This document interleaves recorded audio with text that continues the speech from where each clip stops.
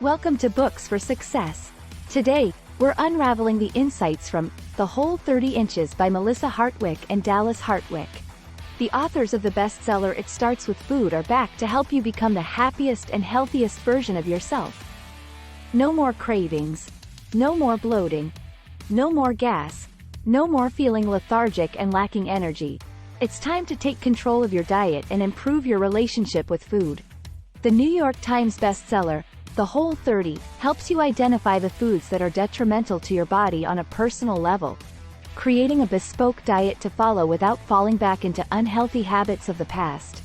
Health and fitness experts Melissa and Dallas Hartwig want to help you become healthier and more positive overall. You might think a fad diet is a way forward, but you're far from the truth. If you want to become healthier, lose weight and keep it off, you need to focus on lifelong changes to your diet and lifestyle in general. If you find our content valuable, like, subscribe, and ring the bell for notifications. Don't be shy about dropping your book suggestions for us to summarize. Also, you can use this video as an audiobook summary. Let's grow and succeed together. Tough love is needed if you want to make significant changes. We're all guilty of making excuses to avoid doing something we perceive to be challenging. The problem is that some of life's most worthwhile exercises are hard, and we're putting off doing them because we're scared to start or can't be bothered. Melissa and Dallas Hartwig have a go-to quote: "Don't you dare tell us this is hard. Quitting heroin is hard, beating cancer is hard. Drinking your coffee black is not hard. It's tough love, but it works, and it's true. Giving up your favorite foods for 30 days will be difficult. It's no lie. But it will be a journey that is more than worth it." Sometimes you need a little tough love to motivate you to start something that will change your life. The Whole 30 was developed back in April 2009, and since then, thousands of people have found the key to food freedom and happiness. They needed a little tough love, just like you. Despite the toughness, giving up certain foods can be difficult because we emotionally connect to food. It's something that gets us through tough times and stressful times, and something we often use to cope and exercise control. By following the Whole 30, you will find healthier coping mechanisms that won't drive you towards snacking and eating unhealthy foods.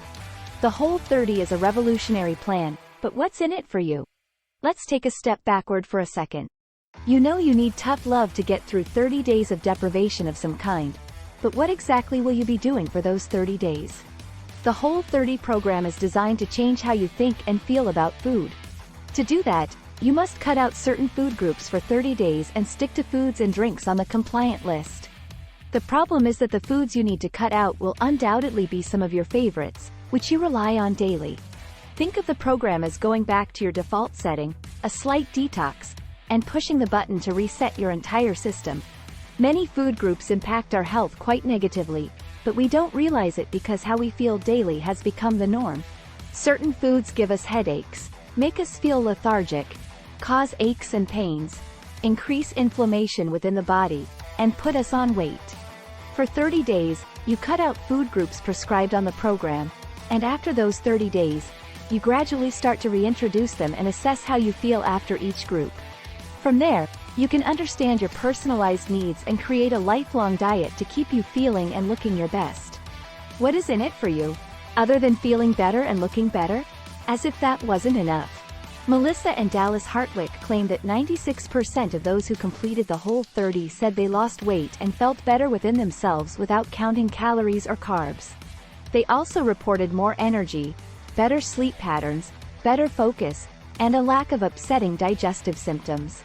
The mental effects are positive, with a happier and more positive outlook being a commonly reported outcome. The Whole 30 has 4 targets, and 1 pleasant side effect.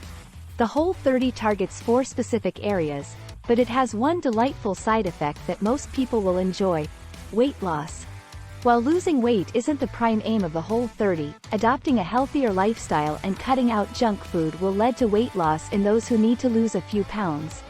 The 4 main targets are: an unhealthy relationship with food. The Whole 30 is designed to break unhealthy patterns and psychological and emotional attachments to food. A slow metabolism. The Whole 30 helps restore your metabolism's regular running, which allows you to regulate your blood sugar more effectively. This means fewer energy dips, fewer cravings, and more energy.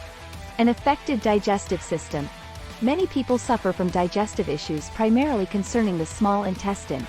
The Whole30 helps calm any digestive issues and eradicate symptoms such as bloating, pain, and gas.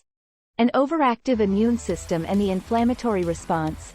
The Whole30 is designed to be anti-inflammatory, so it helps to reduce the amount of damaging systemic inflammation you have within your body. There are some rules you need to follow to complete the Whole30. You do not eat anything that's not in the plan for 30 days. Instead, stick to the prescribed list of foods. The list includes drinks as well as food and snacks. You should not weigh or measure yourself for the full 30 days. You cannot smoke, use an e-cigarette, or chew tobacco. So this is a great time to quit. If you slip up, i.e., if you eat something you shouldn't, you must go back to day 1 and begin the whole program again. You can eat meat, seafood, vegetables, fruits, eggs, and natural fats. You should avoid added sugars or sweeteners, whether genuine or artificial. You will need to become label savvy as many foods add these. You should also avoid alcohol, including for cooking, grains and legumes, dairy products, and anything containing sulfites or MSG. Did you know? Monosodium glutamate, MSG, is often used to add flavor but in large amounts may cause obesity and metabolic issues. Have the right mindset to steer you towards success. The main thing that will throw you off course isn't nutrition or a lack of food to enjoy. It's your mind and how you approach the program from the start. If you want to succeed in anything in life, you need to make sure you start on the right foot. According to Melissa and Dallas Hartwig, changing your mindset is not as complicated as you think, and you have done more challenging things in your life and will again. A slip-up is always a possibility, but if you do this, you'll need to go right back and start over again, whether you were on day 29 or day 2. You need to learn to say, no thank you, if someone tries to give you something you can't have or don't want. As an adult, you can make your own food choices, and you should be careful not to give in to peer pressure. To get into the right mindset, you'll need to do some preparation. This means planning out your meals, shopping beforehand, and learning how to handle potential problems, such as dining out or traveling. You'll also need to explain your choice to follow the program to your loved ones and coworkers so that when you're a bit cranky, which will happen during the 30 days, they will be understanding and not take things personally. Plan your program carefully to ensure success. Now that you've decided to follow the Whole30, you must work out how to start and actually do it. Choose a start date and commit to begin on that day. If you have a special occasion on the horizon, e.g., a wedding, party, or a vacation, it's best to wait until after the event. It's also not a great idea to finish your 30 days just before a big event because the temptation to binge will be too much. Tell people what you're going to be doing. By telling people close to you, not only will they understand on days when you're a little snappy, but you're also solidifying your commitment, making it harder to give up. It might also help to create a support group around you. Also, it's helpful to clean out your cupboards and pantry. Get rid of everything you can't eat and ensure that nothing is nearby you can grab when you have a craving. On average, a craving lasts between 3 to 5 minutes, so if something is close to you, you're going to give in. If you have to get dressed and get in the car to travel to the grocery store, you're less likely to think it's a good idea. Once you've cleaned everything out, sit down and plan your meals for the first few days. You can also use this meal plan to collate your first shopping list, heading out to buy the things you need. Work out if you have any possible disruptions on the horizon, e.g., a birthday meal out, a party, etc. If you're prepared, you can plan a way around it. Remember, your journey will be challenging at times but not impossible. You're going to have cravings. You're going to feel great one minute and not the next. And you might even notice that your clothes are getting a little tighter, not looser.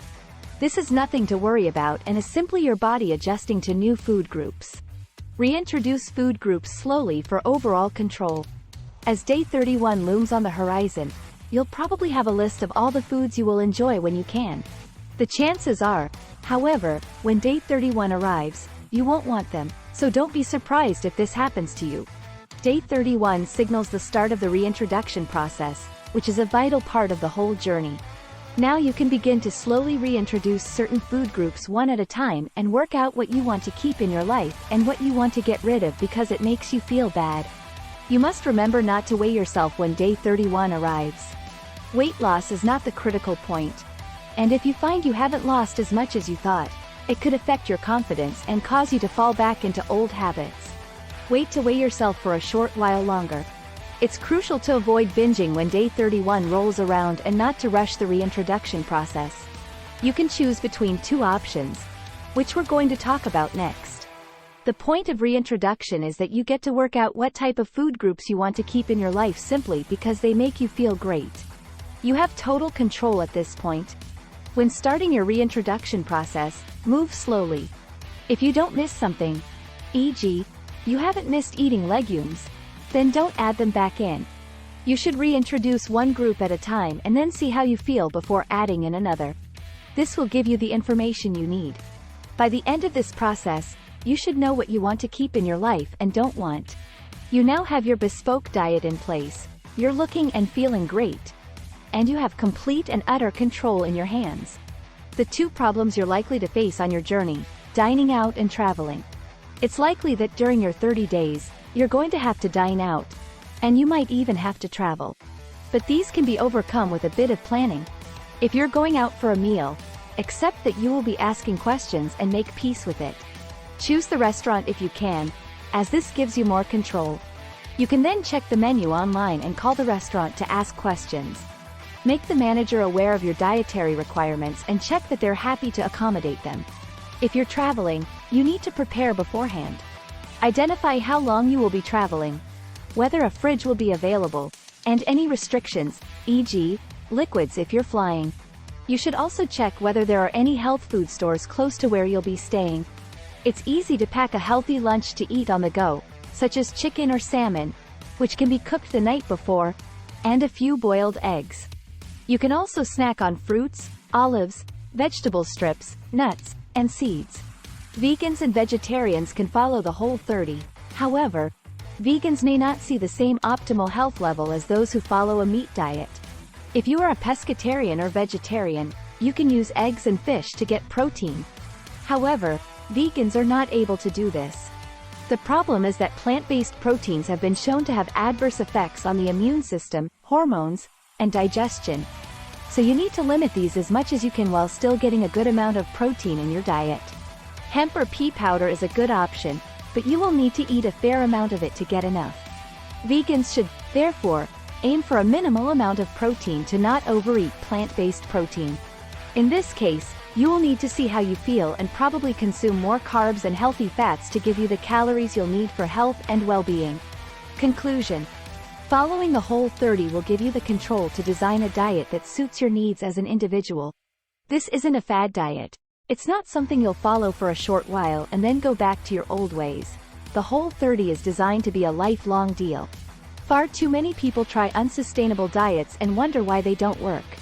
They fail because they were just not designed to be achievable. If you deny yourself your basic needs for a long time, at some point, you're going to rebel against them and give in. Then, when you do, you feel terrible and as though you failed. The truth is that you can't fail at something impossible to achieve in the first place. It's a far better idea to go towards something sustainable and healthy. That's precisely what the Whole30 is. Yes, the first part of the routine may be challenging, but once those first few days or weeks are over, you'll notice huge benefits and sustainable benefits. Weight loss might not be the #1 aim of the program, but it's certainly a very welcome side effect for most people. The good news is that the weight is far more likely to stay off by following a bespoke eating plan such as this. The Whole30 doesn't ask you to cut out foods forever. It means covering a full 30 days to find out the information you need and then using it to design your bespoke food-related health experience. We don't all respond the same way to certain types of nutrition, and if you want to find your sweet spot, you need to do a touch of detective work first. That's exactly what the Whole30 is. Try this. Write a list of ailments you have. E.g., do you have aching joints? Do you have regular headaches? A list such as this will allow you to measure how much better you feel on day 31. Use positive affirmations to keep your spirits up during difficult times. Your 30 days are going to be challenging at times, but a positive mindset will help. To make your experience easier, explain to your friends and family what you're going to be doing. Thank you for joining us on this enlightening journey. If you've enjoyed our summary, consider reading the full book for a more in-depth exploration. Before you go, hit that like button, subscribe if you haven't yet, and share this video with someone who could benefit from these insights. Until next time, keep reading, keep learning, and keep growing.